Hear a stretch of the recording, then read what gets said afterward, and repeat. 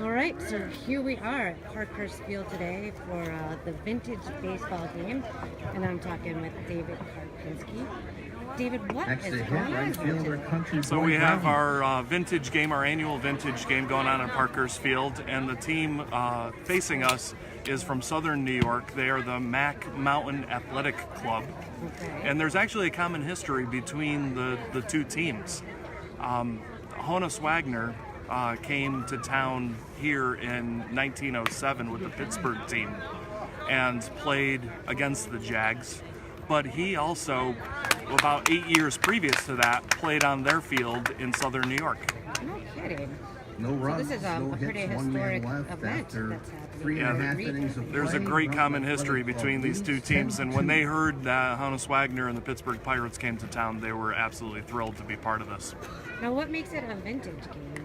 Well, they play by the rules of the late 1800s, so if you see behind me, you got baseball bats that are significantly larger. Okay. You've got gloves that are significantly smaller. Okay. They're really nothing more than work gloves that we would think of today. And the rules are very different. The balls and strikes are different. If you get hit by a pitch, it's just a ball. No kidding. So the rules of early baseball were very different from today. I had no idea it was that much different. So now this particular baseball field, there's some stuff going on here. I saw some signage. I saw there was a museum in there. What's going on with this field? So, well, this field, Parkhurst Field, right now is in the final development plan to redevelop the park as a destination for Little League-aged kids from across America to come here and enjoy the great history of the ballpark. We're in the middle of a $2.3 million capital campaign. Oh my. Right now we're in front of the planning board getting final approval for our development plan, which I welcomed people to see on our Facebook page or on our website.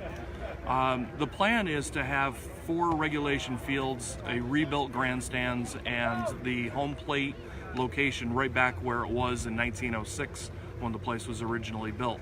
And Little Leaguers will be able to come from, like I said, around the state, around the country, and play on this historic park and learn about the history of baseball and enjoy our great city while they're here. Or HAG leading off at the bottom of the fourth.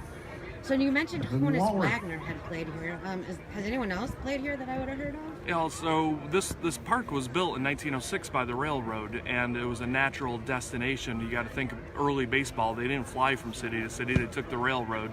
So the railroad, the FJ&G Railroad, brought a number of teams here to promote the park and sell more tickets. In 1907, just a few weeks before that Pittsburgh game, Cy Young and the Boston Americans came to town. And everybody knows Cy Young. If you're the best pitcher in the major leagues, it's named after him. Oh my. And they were en route from Boston to Detroit, and it was a perfect stop in between to play the local Jags team. So they did that frequently? They would just stop and have a ball game? That's how they actually paid for their travel from point A to point B when they traveled from city to city. Wow, and times have changed. The times have changed. Now, I noticed that your capital campaign was named Field of Dreams. Is there any reason for that? Yeah, so the connection with Field of Dreams, we don't use that term generically. It was actually given to us by Universal Studios to use for our capital campaign. Wow. Because the common history, the Field of Dreams, what we're trying to build, this is the only ballpark in America that Moonlight Doc Graham, who is immortalized in the movie Field of Dreams. It's the only ballpark in America that he actually played on. Wow. So when he didn't get his famous at-bat in the major leagues, they sent him down to their minor league system, which was called the New York State League. Our Jags were one team in the state league, and his Scranton minor team was another team. So he came here. We have 7 documented games that Moonlight Doc Graham played at Parkhurst Field. You almost got hit by a ball. That's crazy. So historic day today.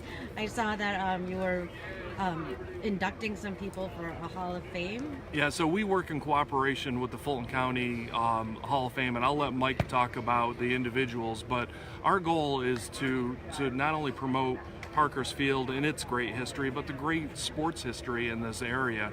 And there were some great inductees today that we honored in between innings to start the game. Great, and they can check those out on your website and on your Facebook page. Absolutely. Parkhurst. All the stories are there. If you search Parkhurst Field in Facebook, you'll find us, and our website is parkhurstfield.org. Great. All right. So great game. Looks like it's going to be going on for a little while yet. If you want to stop in and see some historic ball. Thanks, Dave, for talking to us, and we'll catch you guys later. Thanks Bye. for stopping by.